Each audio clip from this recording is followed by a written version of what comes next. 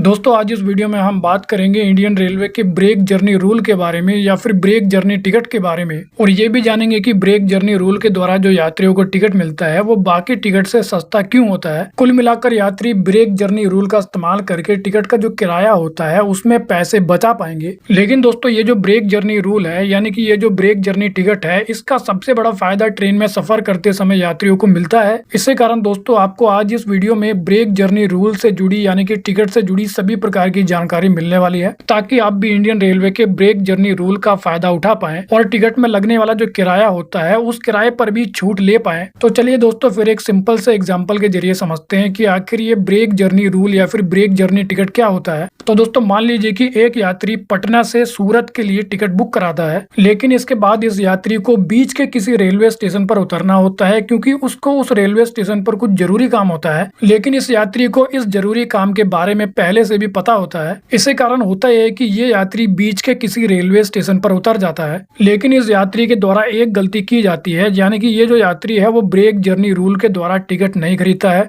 इसी कारण जब ये यात्री बीच के किसी रेलवे स्टेशन पर उतर जाता है तो वहां पर ये यात्री 48 घंटे से कम समय के लिए रुकता है, यानी कि ये व्यक्ति अपने जान पहचान के किसी रिलेटिव के पास 48 घंटे से कम समय के लिए रुक जाता है। लेकिन जैसा कि हम जानते हैं कि इस यात्री को पटना से सूरत जाना था, लेकिन क्योंकि ये यात्री बीच के रेलवे स्टेशन पर उतर गया था, इसी कारण ये यात्री दोबारा से एक दूसरा टिकट खरीदता है और सूरत जाने वाली ट्रेन में बैठ जाता है। लेकिन दोस्तों अगर इसको ब्रेक जर्नी रूल के बारे में यानी कि ब्रेक जर्नी टिकट के बारे में पता होता तो इसको दोबारा से टिकट खरीदना नहीं पड़ता, क्योंकि अगर बात करें इंडियन रेलवे के ब्रेक जर्नी रूल के बारे में तो इस रूल में होता यह है कि यात्री ब्रेक जर्नी टिकट लेने के बाद बीच के किसी भी रेलवे स्टेशन पर रुक सकता है, लेकिन वो रेलवे स्टेशन 500 किलोमीटर से ज्यादा दूरी पर होना चाहिए। यानी कि जिस रेलवे स्टेशन से आप ट्रेन में बैठे हो, यानी कि जिस रेलवे स्टेशन से आपने ट्रेन में सफर करना शुरू किया है, उस रेलवे स्टेशन से बीच के उस रेलवे स्टेशन की दूरी कम से कम 500 किलोमीटर से ज्यादा होनी चाहिए जिस बीच के रेलवे स्टेशन पर आपको उतरना है। क्योंकि इंडियन रेलवे का ब्रेक जर्नी रूल कहता यह है कि अगर आप 500 किलोमीटर से ज्यादा दूरी की यात्रा कर लेते हो तो उसके बाद आपको एक ब्रेक मिल सकता है, यानी कि आप रेलवे स्टेशन पर उतर सकते हो और बीच के जिस रेलवे स्टेशन पर आप उतरोगे वहां पर आप मैक्सिमम 2 दिन यानी कि 48 घंटों तक रुक सकते हो। लेकिन मान लीजिए कि अगर आप ट्रेन में 1000 किलोमीटर से भी ज्यादा दूरी पर सफर कर चुके हो तो उसके बाद आपको मिलेगा दूसरा ब्रेक, यानी कि 1000 किलोमीटर की यात्रा पूरी होने के बाद उसके बाद आपको एक ब्रेक मिलेगा, यानी कि आप रेलवे स्टेशन पर उतर सकते हो। और इस प्रकार से आपको 500 किलोमीटर से लेके 1000 किलोमीटर के अंदर पहला ब्रेक मिलेगा और 1000 किलोमीटर से ज्यादा दूरी पर दूसरा ब्रेक मिलेगा,